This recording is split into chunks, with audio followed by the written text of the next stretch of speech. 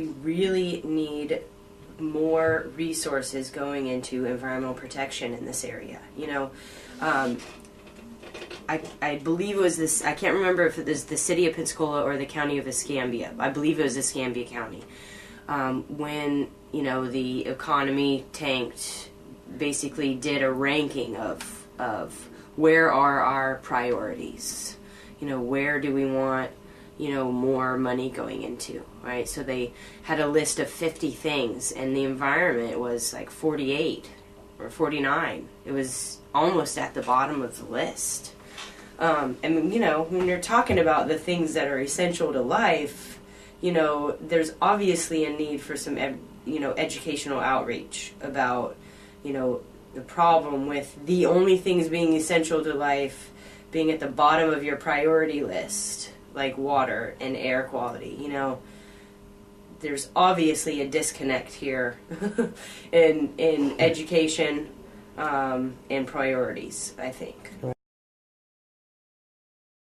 I think it started off a little bit tough, you know, but I think it was important to have that background information, and also I felt like it was important to give ECUA the moment to speak and defend themselves. My only disappointment was what ECUA brought to present. I thought we were clear about the fact that we wanted to move beyond the study and actually talk about the issue. So I was hopeful that ECUA was going to bring some solutions to the problem, some things that they were working on. That was the understanding I received from Steve Sorrell, who is the I forgot his position now, the director, I believe, is his title for ECUA. You know, I was told that that's what would be presented, but unfortunately that's not the memo that Mr. Johnson received. This Environmental Working Group report, EWG. So I want to take just a minute. I'm not going to spend a lot of time on it, but I do want to talk about EWG in a minute. They collected basically data, water quality test data, from 48,000 utilities across the nation. They collected ECUA's data. They used their own data. We don't deny the data that they used. It is ours. From that group of 48,000 utilities, they took the 100 largest of those utilities and they analyzed it. And they basically used their own criteria to analyze it.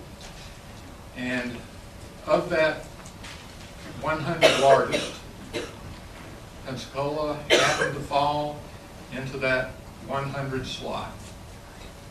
So maybe we're 100 out of 100, but I don't think we're really the worst. But that's the way the media has basically stated it. I believe that it's just a matter of how they chose to evaluate the data. You could evaluate it in 100 different ways and come up and take the same utilities and the same data and come up with 100 different rankings. And it's just unfortunate that this community took it on the chin for the way they chose to look at their data. So, what's ECUA say? ECUA says your water is safe. You know, ECUA is, you know, they're on serious defensive right now. I mean, you know, they're, you know, have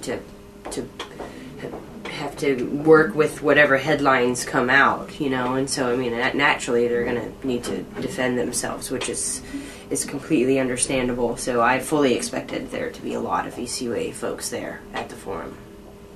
So the worker, though, that guy was, he brought some interesting ideas of something that I had never even considered, this idea of flushing the lines and what the lines are actually made of, and what that, you know, how that impacts water quality. I mean, that's a whole new issue that, you know, that was new to me, and I think many people that were there. So that was interesting.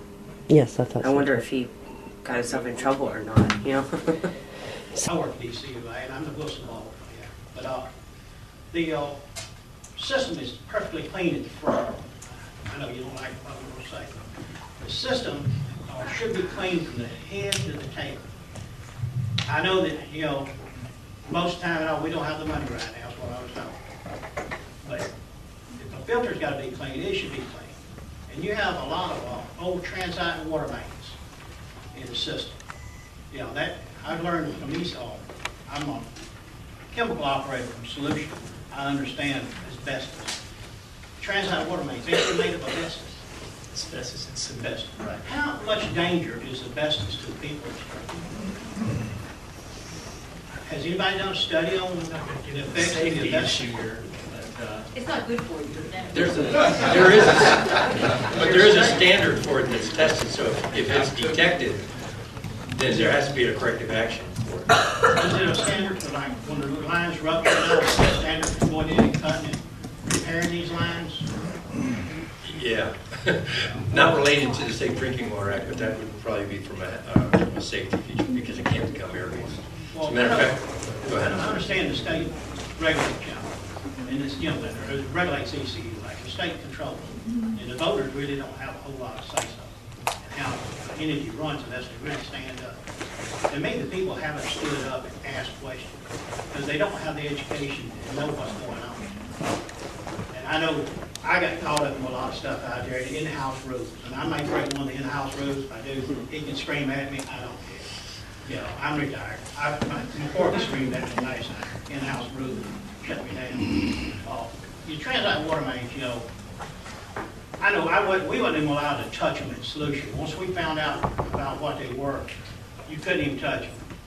I like to know what the policy is on repairing them, how we go about cleaning that line out once we do a repair on the transite water main to protect the customer from drinking asbestos fibers.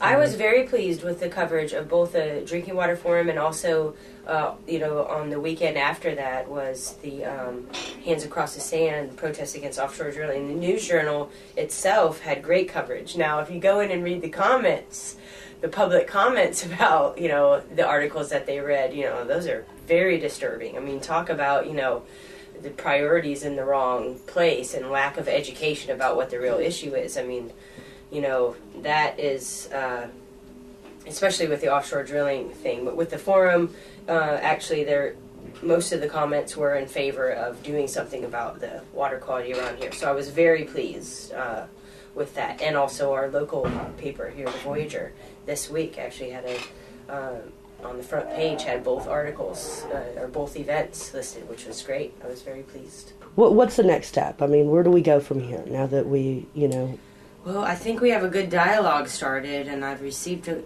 couple emails from ECUA, and they seem very willing to continue that dialogue, about what they're doing and what we can do.